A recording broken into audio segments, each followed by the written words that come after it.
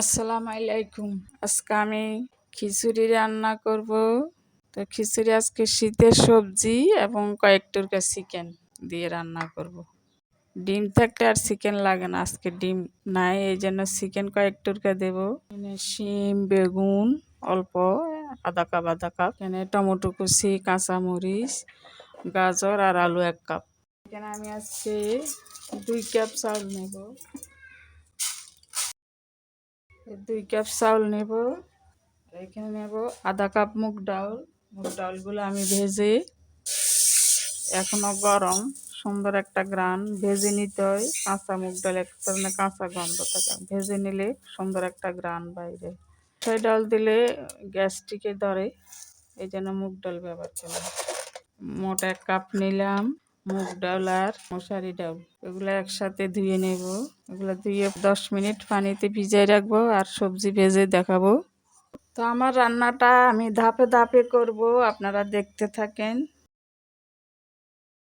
আমি এখানে আগে সবজিগুলোকে লবণ, মরিচ, হলুদ দিয়ে ভেজে নেব তেলে।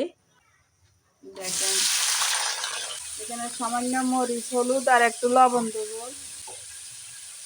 এখানে 5-6 মিনিট আগে সবজি ভেজে তুলে নেব, তারপর মাংস রান্না করে মাংসের সাথে সব দিয়ে দেব। আমি এখানে গরুর চর্বির তেল বাইর করছি।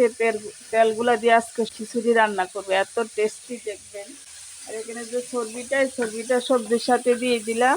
এটা এখন সবজির সাথে ভেজে নিব।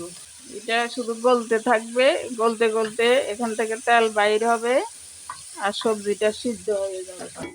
আমি এখন কড়াই দিয়ে ঢাকনা দিয়ে 5 মিনিট রাখতেছি।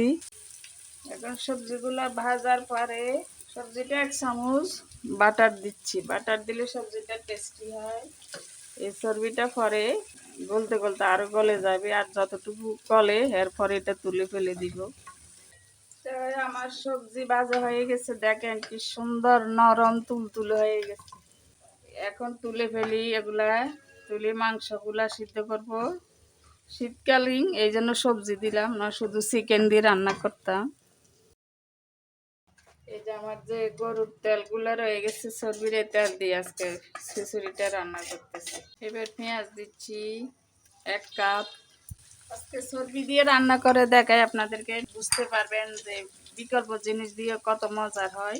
তৈরি করে দেখবেন, এই জন্য আজকে গরুর চর্বি দিয়ে রান্না করে দেখাচ্ছি। এবার এখানে কয়েকটা গোটা মশলা আছে, তারপরে গোটা দেখাই আপনাদেরকে, আবার বলবেন যে গোটা মশলা দেন না। এই জন্য এখানে 4-5টা লং, 4-5টা এলাচি, আমার মাংসের পরিমাণ অনুযায়ী, একটা দারচিনি আর একটা তেজপাতা।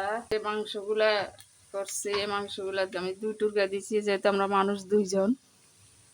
আরেকদিন তো এর কাছে আমার নাতিন ছিল, মেয়ে ছিল, ওরা চলে গেছে। এখন আমরা 2 জন, এই জন্য অল্প মাংস অল্প রান্না করতেছি। এখানে রসুন কুচি আছে, এবার রসুন কুচিগুলো দিয়ে দিচ্ছি। হলুদ দিচ্ছি পরিমাণ মতো 1 চামচ, 4 চামচ ধনিয়া গুঁড়া, 1 চামচ মরিচের গুঁড়া, মাংসের পরিমাণ অনুযায়ী 1 চামচের চেয়ে কম জিরা গুঁড়া, আর এখানে আদা আর বাদাম বাটা দিছি। বাদামের মধ্যে পেস্তা বাদাম, কাঠবাদাম, চীনা বাদাম এবং কিশমিশও দেওয়া আছে। তারপরে এখানে আমার চিলি সস 1 চামচ। তারপরে এখানে পরিমাণ মতো লবণ দিয়ে, টমেটো দিয়ে দিচ্ছি, কাঁচামরিচ 2টা, এগুলো দিয়ে এখন ভালো করে কষাই নেব। আমি 1 কাপ পানি দিয়ে সিদ্ধ করে নিই।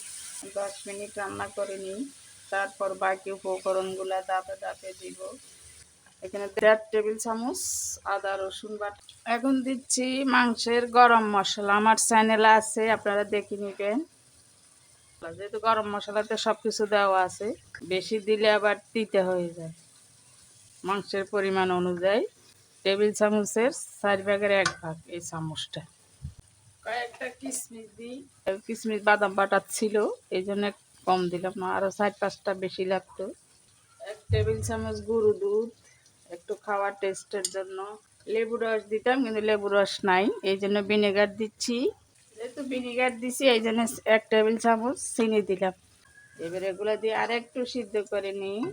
এটা হচ্ছে জলপাইয়ের আচার, আর আমড়ার আচার, দুইটা একত্রে। খিচুড়িতে একটা আচার দিলে, সরষের তেল আছে, সরষের তেলের একটা সুন্দর স্মেল আচারের। এটা এখন মেখে দিচ্ছি। সর্বশেষে একটু গোলমরিচ, গোলমরিচের গুঁড়া দিলে খাওয়ার টেস্ট বাড়ে। আর এখানে আমার সাদা গোলমরিচ আর পাপরিকা, সাদা গোলমরিচ দিলাম আর পাপরিকার গুঁড়ো একটু মাংসের কালারটা সুন্দর আসার জন্য। এতে মাংসটা যত কষানো হবে মশলার উপরে তত খিচুড়ির স্বাদ বাড়বে। এই জন্য আর একটু কষায় নিচ্ছি, ভালো করে নাড়াচাড়া করতেছি।